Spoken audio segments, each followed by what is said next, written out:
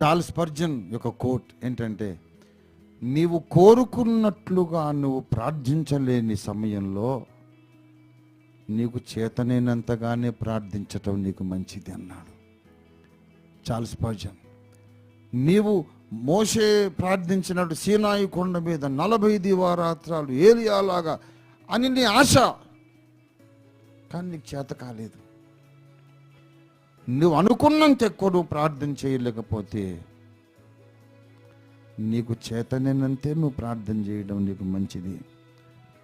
కనీసం ప్రయత్నమైనా లేకపోవడమే నువ్వు పడిపోవడము.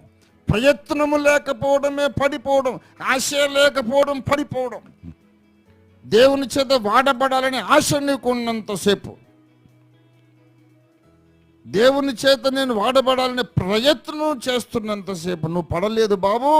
నువ్వు నడుస్తున్నావు, లేకపోతే పరిగెడుతున్నావు.